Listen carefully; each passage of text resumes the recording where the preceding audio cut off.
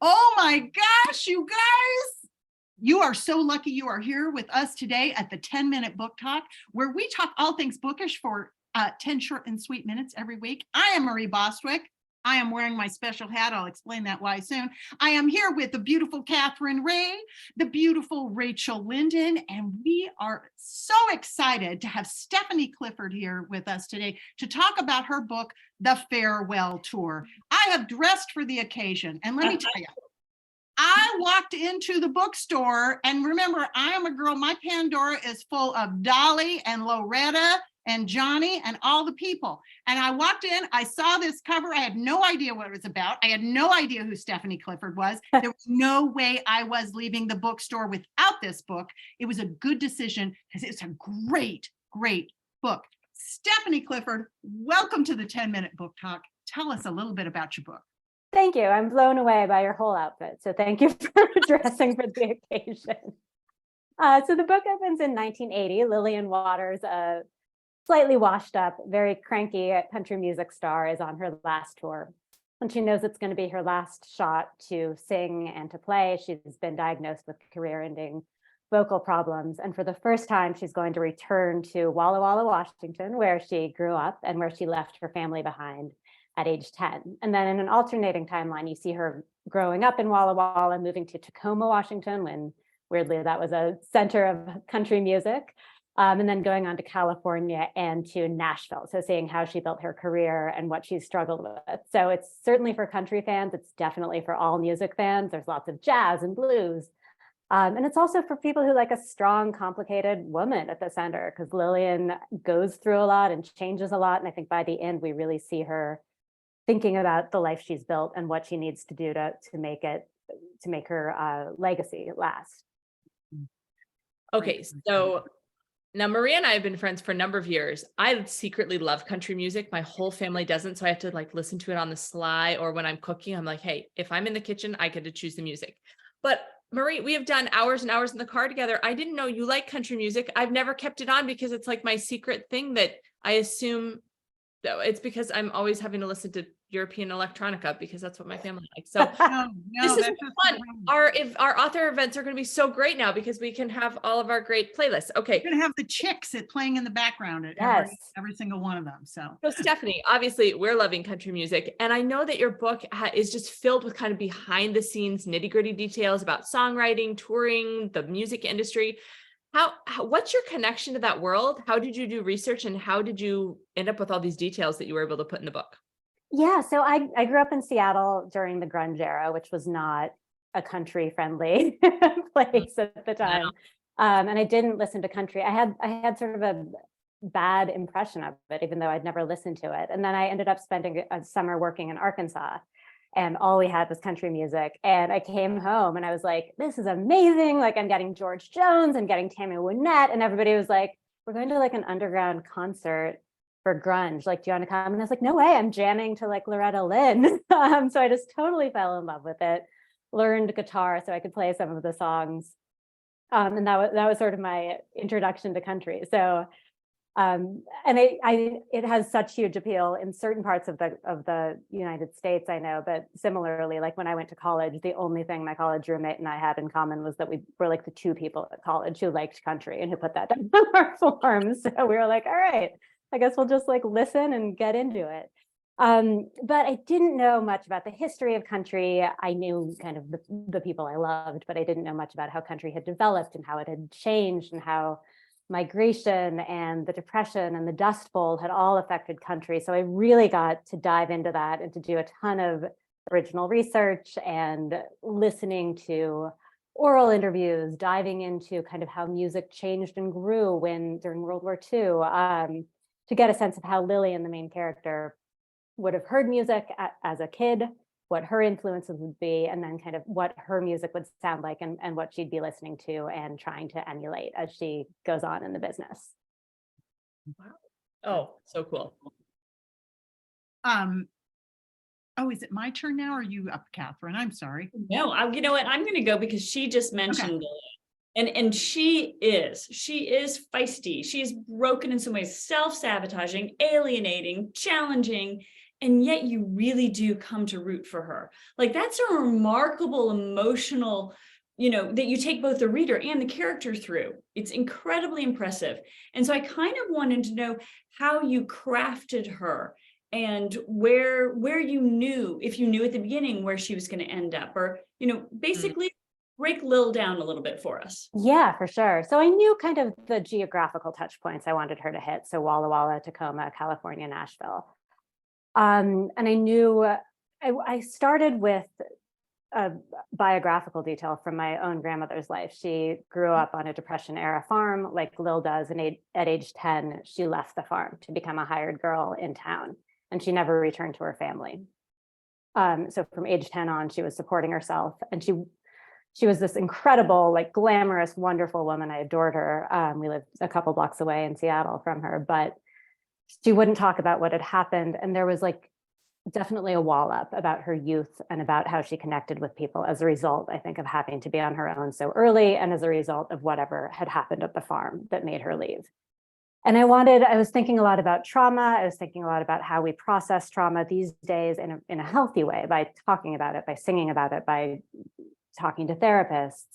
And back then, especially women were taught, don't talk about it, don't deal with it, move on, pretend it didn't happen.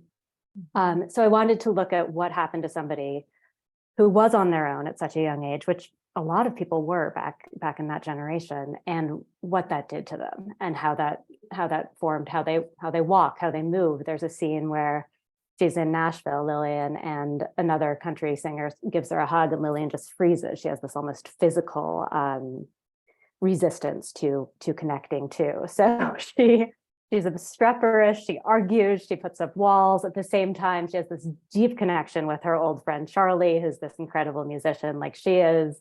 They have this beautiful kind of creative friendship, relationship, romance going the whole time. And on her final tour, she's really challenged by a much younger musician, Kaori, who's her fiddler on that tour. And Kaori questions a lot of what Lillian has assumed that she has to be. So Kaori is the daughter of a woman who, Kaori's Japanese American. She's the daughter of a woman who was in one of the internment camps. And Kaori wants to go visit this camp.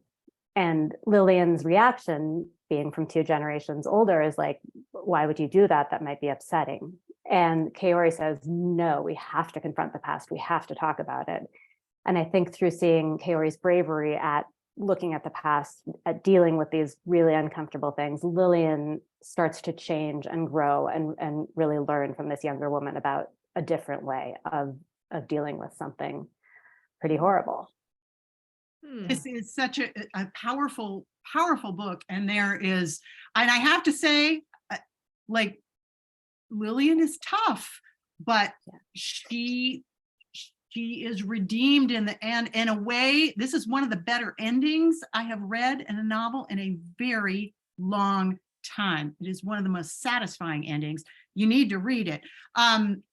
I feel like this is one of those times when I wish we were a much longer book talk, because I could talk about this book all day.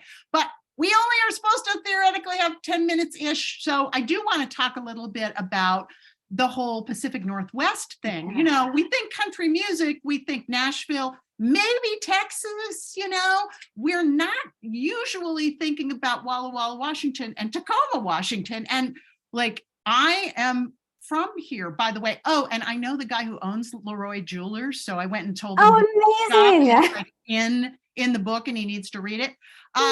So anyway, so that is so fascinating. And you grew up in Seattle. I mean, tell us about the whole Pacific Northwest connection and how you worked that in. And where did you know Tacoma was like a thing? And how did you? I hadn't, no. So I knew I wanted to write a book set in the Northwest, particularly. When I was reading Westerns in preparation for this, I was reading John Steinbeck and Owen Wister, and they were all set in this arid, harsh landscape of California or Nevada or Arizona, which isn't what certainly the west of the Cascades part of the Pacific Northwest is like. It's lush, it's forgiving, you can grow like any fruit or vegetable there. And I wanted to think about how a place like that, that's so stunning and so bountiful would shape somebody like Lil, who doesn't quite feel like she belongs there. So it's a Western, not in terms, of course, of like shootouts and saloons, but in terms of her grappling with the land, thinking about how the land and its history has shaped her. The country part came in a little bit late in the game. I knew sort of who I wanted her to be, this very fierce woman in the working world. I knew that I wanted her to be in the Northwest, but I couldn't figure out what her job should be, because I knew it had to be something that would be realistic for like that she could start in the 1940s. So I was thinking about, like, could she be a nurse? And I was like, yes, but I don't know that that gets her like moving around the world in the way that I want her to. For a little while, I had her working at Boeing, which was a disaster. Like, I can't put together IKEA furniture. And so me writing about airplane engineering was just a hot mess. And I was like, for everybody's good, I've got to stop this. But I read the obituaries regularly. I love, there's so much interesting information in them. And there was a New York Times obituary about a country music producer, but out of Washington State. And again, I love country. I've listened to it since I was a kid, but I had no idea there was any connection to Washington. And I started looking into it, and I found that there was this wonderful moment when Loretta Lynn was out in Washington. She had moved there with her husband, who was working in timber. Buck Owens, who's this incredibly influential California musician, was up there running a radio station. Don Rich, who's just a brilliant electric guitarist, was getting his start as a high schooler. His mom was driving him to gigs. And it all kind of made sense, because Washington's an agricultural community. It's full of people from different places, like a lot of the same roots that you see in sort of Southeastern country music exist in the Northwest as well. And I was like, that would be so fun if I could get Lily into Tacoma, like get her into this music scene. And suddenly she's playing this Tacoma honky tonk scene, trying to figure out this particularly Washington sound. And it's just like this beautiful, cool moment in history that I wanted her to be a part of. That's amazing. That's amazing how you came to it. Yeah. Because I would have thought that would have been the first thing, not the later thing. Okay. I also want to comment, like, only among writers can you say, I love to read obituaries. And we're like, yeah. Oh, yeah, right. Weird. Totally. Great source of material. Yeah. Yeah, that sounds totally normal. We're like Not weird. magpies. We like shiny objects, shiny bits of information. No, it's so true. And you know what?